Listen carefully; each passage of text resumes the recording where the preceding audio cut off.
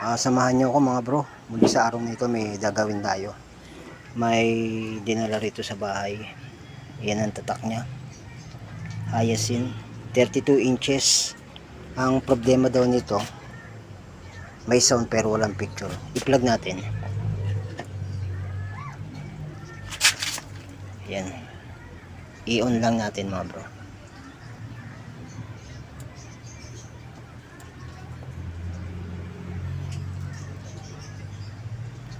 Nagbi-blink lang siya.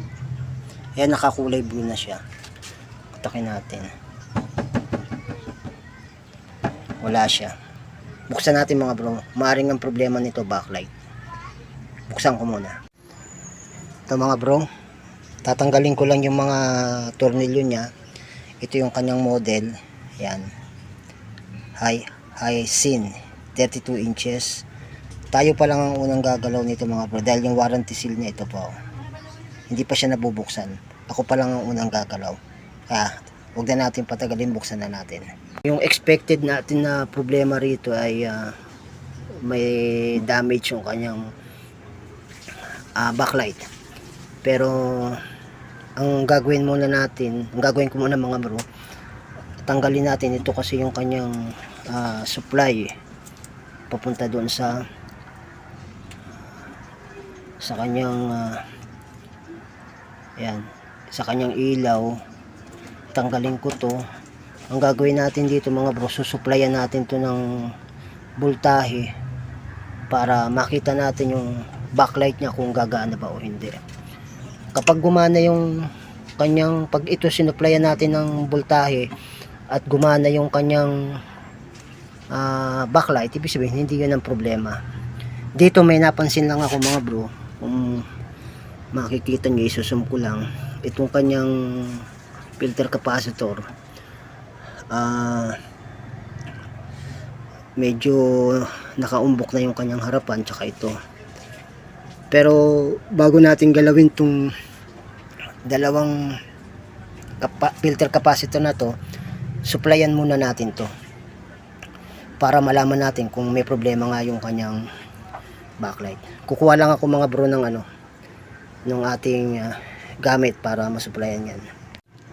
Okay mga bro, nakakuha na ako ng gagamitin natin pang testing kung may backlight ba na gumamit. Pan-supply natin ito. Itong ating improvise lang to. Ginagamit ko to sa pag-test ng filter capacitor. Pwede rin to sa mga backlight. May video na rin ako nito na ginamit ko to.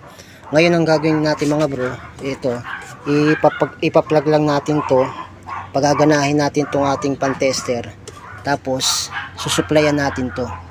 Di bali papahawak ko lang yung ating cellphone para makita natin ng maayos. Ito mga bro, ipa-plug ko lang yung ating gagamitin. Yan. Gumagana na siya. Ito na, yan. May ilaw na siya mga bro. Naka-plug na yan. Dito tayo ngayon. Yan.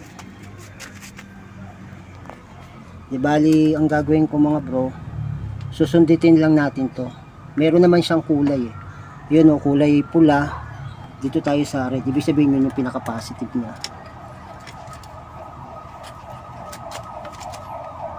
Yan. Dito natin sundutin yan. Tapos itong itim na to, susundot natin dito. Check natin kung mag-iilaw.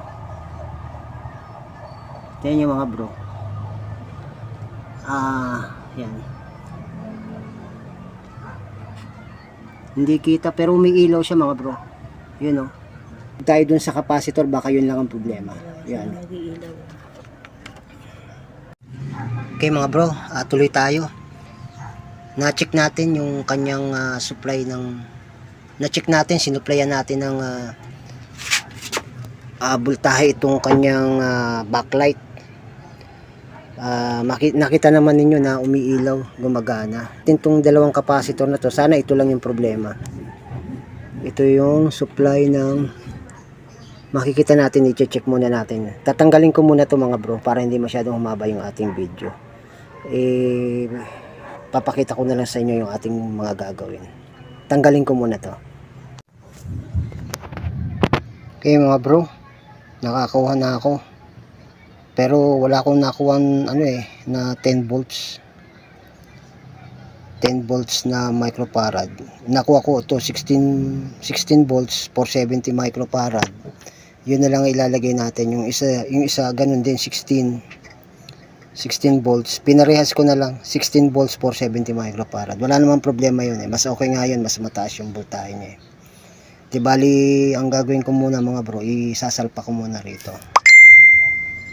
Para tapos saka natin checkin ulit. Okay mga bro, tuloy tayo. Yung capacitor na pinalitan natin, ito 16 volts 470 microfarad at saka itong isa na to, yan 16 volts 470 microfarad. Yung nakalagay pala dito mga bro, ano lang to, 10 volts lang to. Wala kasi ako makita ng 10 volts na 470 microfarad, kaya ang inilagay ko na lang 16. Wala namang problema, okay lang yun, pwede yun.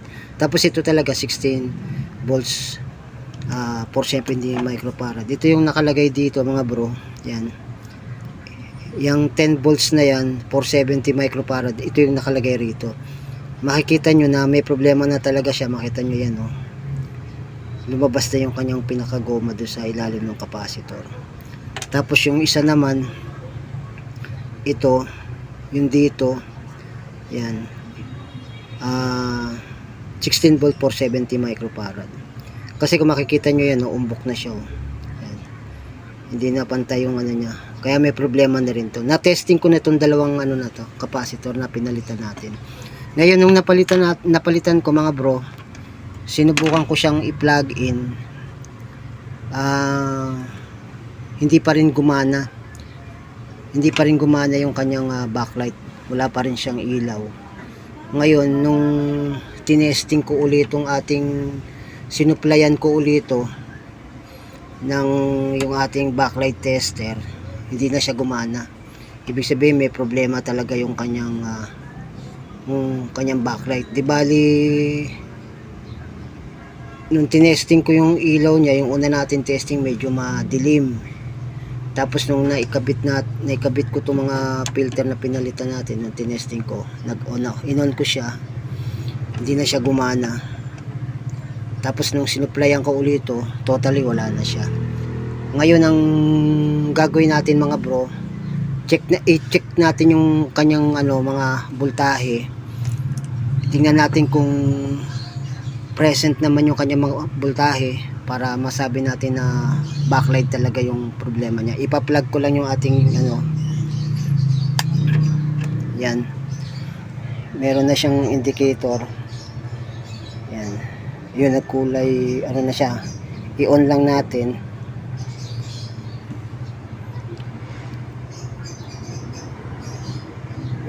Yan, nag-blue na siya mga bro. Sa daliri ko, kulay blue na siya. Ngayon, naka-tester na tayo yan. Naka-ground, body ground na tayo. Check natin yung mga supply niya mga bro. Tingnan natin sa backlight niya. Kung may supply ba to. Ayan o. Tingnan yung mga bro. Meron siyang 39 volts. Ibig sabihin may supply yung ating yung ating backlight, pero kung mapapansin nyo wala siyang ilaw hindi gumagana yung kanyang ilaw. Yan, wala siya. Tapos check natin ito kung may ba to, kung yan 12 volts to meron siyang 11.9. Tapos check natin ito dito.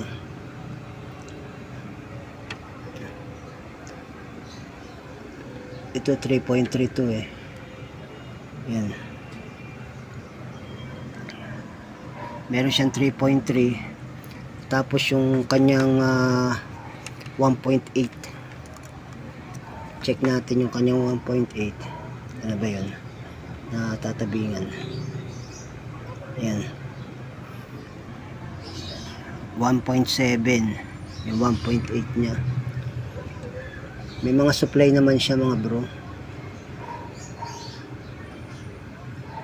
May 1.3 din siya rito. Yan, 1.3. Yan. Tapos yung kanyang mga diodes, ang supply niya 39 volts. Check natin mga bro yung LVDS niya. Kung may supply ba to. Meron siyang 11.9. Ibig sabihin regulated yung kanyang voltahe. Ang problema natin ito. May supply naman siya oh. 39 volts. Ngayon mga bro, teka, i-off ko lang yung ating unit.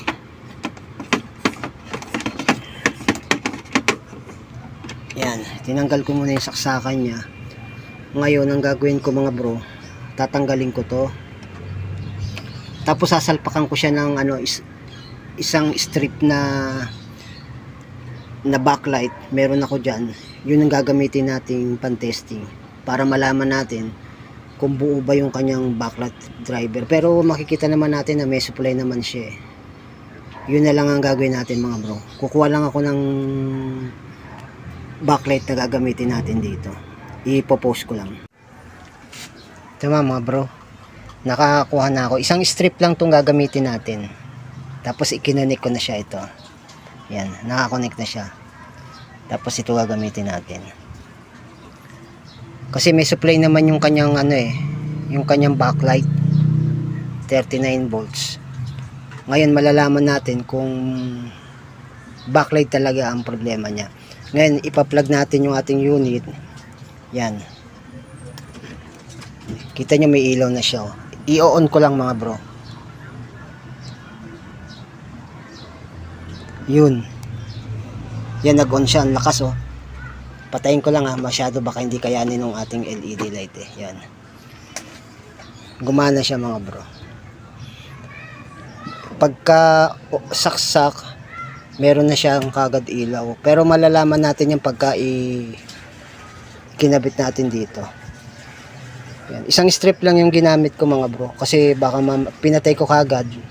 Kasi baka hindi kayanin kasi 39 volts eh. Kung 3 volts lang ang bawat LED light baka mapundi. Kaya inop ko lang. Pan-testing lang naman 'yon. Di bali hintayin na lang natin yung ano, yung may-ari nito kung kasi medyo malaki-laki yung magagastos dahil backlight to. Hintayin na lang natin. I-update ko na lang kayo mga bro sa mga susunod na mga mangyayari dito kung mapapagawa ba to o hindi.